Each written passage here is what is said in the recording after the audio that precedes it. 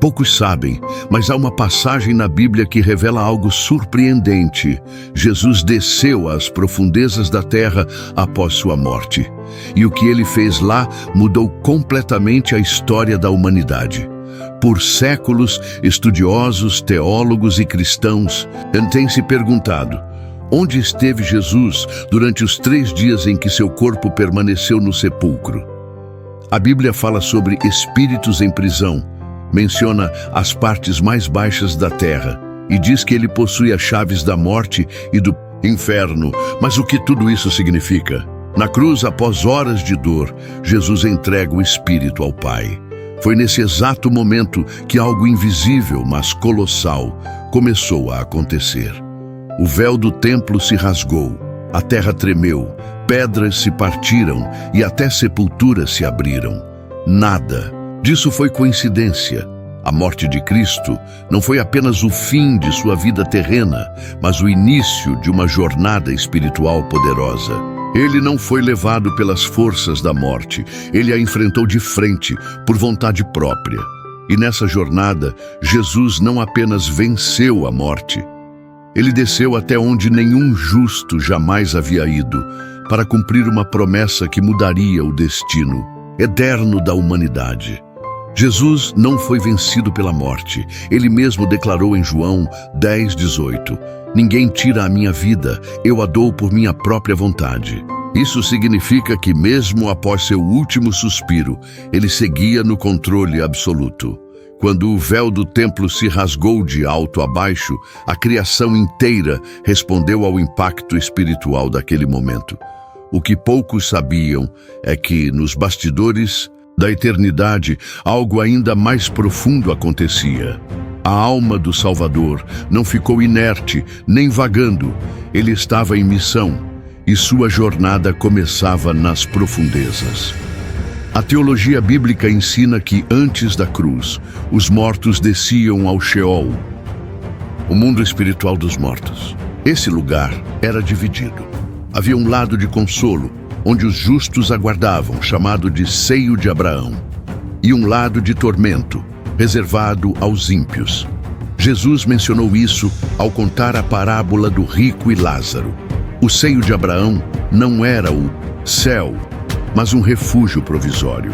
E foi ali que o Filho de Deus desceu, não para ser consolado, mas para libertar. Sua morte não encerrou uma história. Ela iniciou o cumprimento literal da promessa eterna. A redenção não começou na cruz, começou no invisível. Enquanto o corpo de Jesus estava envolto em linho e guardado por soldados, sua alma descia a um lugar que os olhos humanos jamais poderiam alcançar. A Bíblia chama esse lugar de partes mais baixas da terra. E não se trata de metáfora. Era um domínio espiritual real, conhecido como Sheol, onde estavam os mortos, separados entre consolo e tormento. O seio de Abraão era o lado de descanso dos fiéis da antiga aliança. Ali repousavam homens como Abraão, Moisés, Elias, Davi, Daniel. Todos eles morreram crendo na promessa, mas sem ver sua plenitude. Hebreus 11 confirma: eles esperavam algo maior. E agora, o Messias prometido estava diante deles. Mas do outro lado do abismo, os ímpios permaneciam em tormento, um lugar de angústia, lembrança e arrependimento tardio. O Sheol não era o inferno eterno, mas também não era o céu. Era um ponto de espera, e o tempo da espera havia chegado ao fim. Jesus entrou nesse lugar como rei, como redentor, como aquele que tinha autoridade para romper o ciclo da morte e inaugurar um novo destino. Ele desceu para anunciar: a promessa chegou. O que era silêncio agora seria transformação. O apóstolo Paulo escreve em Efésios 4:9: ora, isso de que subiu, que é, senão que também antes tinha descido às partes mais baixas da terra? Essa expressão sempre causou debates, mas ela aponta claramente para um evento literal. Jesus desceu ao domínio dos mortos. E ele não foi levado como prisioneiro, mas entrou com autoridade. Sua presença naquele lugar não era comum, era desconfortável para as trevas, mas libertadora para os justos. Ele não foi derrotado, ele foi cumprir uma missão. O plano de Deus não previa apenas a morte do Filho, mas também sua vitória completa sobre o reino da morte. Enquanto os olhos dos homens viam luto, no invisível se desenrolava a maior conquista espiritual da história. O Cordeiro de Deus caminhava entre os mortos, mas essa descida já estava anunciada. O próprio Jesus disse: assim como Jonas esteve 3 dias no ventre do peixe, assim estará o Filho do Homem no coração da terra. Mateus 12:40. Não era figura de linguagem. Era um mapa profético. Jesus desceria até onde a luz não alcançava, para levar a redenção onde ninguém jamais pôde ir. E a partir dali, o silêncio seria quebrado pela vitória. A missão de Jesus não parou. No seio de Abraão, ele também entrou numa região ainda mais profunda, mencionada em 1 Pedro 3,19, como o lugar onde estavam os espíritos em prisão. Mas quem eram esses seres? A Bíblia dá pistas claras. Em Gênesis 6, fala-se de anjos que deixaram sua posição original e se corromperam com a humanidade, gerando uma linhagem distorcida. Por isso, Deus os lançou em abismos espirituais, aguardando o juízo. Judas 1:6 e 2 Pedro 2:4 confirmam que esses seres foram aprisionados em cadeias eternas. Foi a esse lugar que Jesus também desceu, mas não para oferecer redenção. A palavra usada ali é proclamou e não pregou. Ele não fez um apelo, ele anunciou um decreto. Era a declaração da vitória da cruz, a confirmação de que a rebelião deles havia sido em vão. O plano que tentaram sabotar havia se cumprido. Cristo estava vivo, em espírito, e sua presença era o fim da ilusão demoníaca de que Deus seria derrotado. A proclamação foi clara. A cruz triunfou e o domínio da morte foi abalado desde as suas raízes mais profundas. Enquanto os anjos caídos ouviam a sentença da vitória de Cristo, do outro lado do abismo, os justos aguardavam em silêncio. Eles não estavam presos, nem em tormento. Estavam em descanso, mas um descanso provisório. Eram homens e mulheres que morreram na fé, conforme Hebreus 11, e esperavam pela concretização da promessa. Eles criam, mesmo sem ver. E agora, diante deles, estava o Messias, aquele que carregava as chaves da morte e do inferno. Jesus não desceu apenas para proclamar. Ele veio para libertar. O paraíso, também chamado de seio de Abraão, havia sido um lugar de honra, mas ainda não dava acesso ao céu. O véu do Santo dos Santos ainda não havia sido rasgado por completo. Mas agora, com o sangue do Cordeiro derramado, o caminho estava finalmente aberto. Era hora de tirar os justos da espera e levá-los à glória. O grande êxodo não era mais do Egito para Canaã. Era das profundezas da terra para o trono celestial. E essa libertação não era simbólica, era literal. Real, visível aos céus e invisível à terra. Jesus conduzia uma multidão de santos ao destino final prometido. Mateus 27, 52, 53 revela um detalhe muitas vezes ignorado. Quando Jesus morreu, os túmulos se abriram e muitos santos ressuscitaram. Após sua ressurreição, entraram na cidade e foram vistos por muitos. O que parecia apenas uma manifestação sobrenatural isolada era, na verdade, a evidência visível de uma libertação invisível. A morte estava sendo vencida por dentro, de forma definitiva. Aquelas aparições eram sinais de que o paraíso estava sendo esvaziado e de que a vitória era real, não só no espírito, mas na matéria.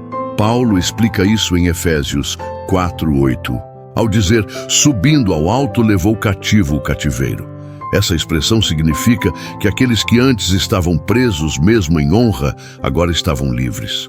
O sangue do Cordeiro abriu um novo e vivo caminho. Não era mais preciso aguardar em um lugar intermediário. A redenção havia sido completa. E Cristo, com as chaves em mãos, guiava os libertos em triunfo. Era o primeiro cortejo espiritual da história, a primeira multidão redimida conduzida ao céu, não por anjos, mas pelo próprio Salvador. A Bíblia afirma em Hebreus 9:12 que Jesus entrou no Santo dos Santos, celestial com seu próprio sangue, realizando uma eterna redenção. Esse momento, invisível aos olhos humanos, foi o selo final da vitória. A cruz havia aberto o acesso, mas era preciso que o sangue fosse apresentado diante do Pai, não no templo terreno, mas na glória eterna, onde nenhuma sombra existe. Ali, o Filho não entrou como mártir, mas como sumo sacerdote eterno. Com ele, entraram os que esperavam desde os tempos antigos. Eles não mais seriam apenas os que creram. Agora eram herdeiros plenos da nova aliança.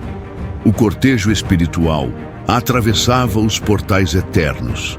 E o que os homens viam como luto e silêncio, no céu era festa, era triunfo, era o início de uma nova era. O véu já não separava mais. A morte não era mais um abismo intransponível. O caminho até Deus estava definitivamente restaurado. Não por mérito humano, mas por sangue divino. A eternidade, que antes parecia distante, agora estava acessível. E aquele que abriu o caminho permanece até hoje, intercedendo por nós. Muitos pensam que a vitória de Jesus começou na manhã do domingo, quando a pedra foi removida e o túmulo apareceu vazio. Mas a verdade é que ele já havia triunfado antes, mesmo de ressuscitar. A vitória não começou com a ressurreição. Ela começou quando o Filho entregou o Espírito e começou a caminhar pelos corredores invisíveis da eternidade. A morte não pôde detê-lo. O inferno não pôde aprisioná-lo. E os céus o aguardavam com honra. Quando Maria foi ao túmulo e não o encontrou, o que ela via era apenas o reflexo de uma guerra já vencida. Jesus já havia proclamado, libertado, restaurado e subido com os cativos. A ressurreição foi a evidência pública de uma realidade espiritual concluída. Ele não voltava à vida. Ele voltava, trazendo com ele a certeza de que a vida havia vencido a morte. É por isso que a cruz, o silêncio e o sepulcro vazio formam uma única mensagem. O plano de Deus jamais falha. Cada passo foi intencional, cada segundo foi planejado. E tudo o que aconteceu entre o último suspiro e o domingo de manhã selou o destino eterno de todo aquele que crê. A cruz não foi apenas um lugar de dor, mas o ponto de virada do universo. Filipenses 2:9-11 diz: Deus o exaltou soberanamente e lhe deu um nome que é sobre todo nome, para que ao nome de Jesus se dobre todo o joelho nos céus, na terra e debaixo da terra. Essa exaltação não é apenas futura, ela já começou. O Cristo que desceu também subiu, e quando ascendeu, carregava em suas mãos as chaves da morte e do inferno. A autoridade de Jesus não está limitada à igreja ou à religião. Ela alcança dimensões eternas. Seu nome ecoa entre os anjos, ressoa nas trevas e permanece vivo nos corações daqueles que creem. Ele não apenas ressuscitou, ele dominou territórios espirituais, desfez o poder da morte e abriu acesso direto ao Pai. Nenhum outro nome na história carrega esse poder. E mesmo hoje, enquanto muitos ainda veem a cruz apenas como sofrimento, ela é, na verdade, o trono do Rei que venceu o invisível. Sua glória não foi imposta, foi conquistada. E sua vitória não será esquecida, porque continua viva em cada pessoa transformada por sua graça. Mesmo depois de tudo estar consumado, há um silêncio que ainda permanece. O de muitos que não compreendem o que realmente aconteceu entre a cruz e o túmulo vazio. Há mais do que dor, Mais do que sangue, mais do que um milagre. Houve uma jornada espiritual silenciosa, onde o Cordeiro atravessou domínios que ninguém jamais havia tocado, quebrou cadeias ancestrais, proclamou vitória eterna, libertou os cativos e abriu um novo caminho até Deus. E tudo isso por amor. Um amor tão profundo que não se contentou apenas em morrer, mas decidiu descer até o mais íntimo da dor humana para garantir que nada, absolutamente nada, pudesse nos separar do Pai. Ele fez isso por você, não apenas por uma multidão sem rosto, mas por sua alma, por sua eternidade.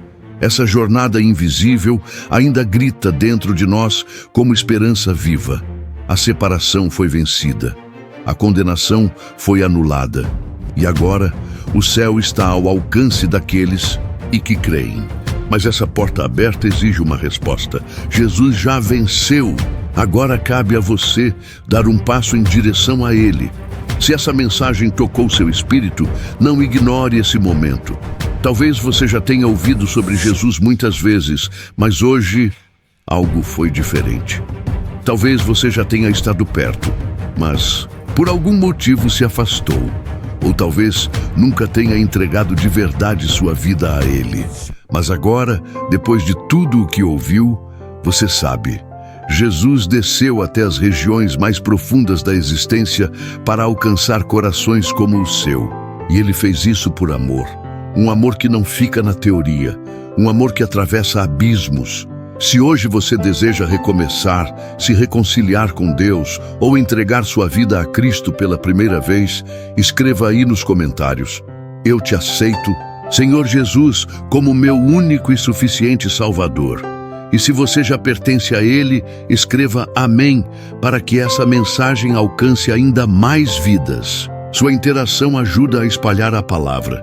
Curta o vídeo, compartilhe com alguém que precisa saber que a morte já não é mais o fim, porque onde tudo parecia acabado, ali brilhou a maior luz da história. Que Deus te abençoe. E lembre-se, o véu foi rasgado. Agora é sua vez de atravessar.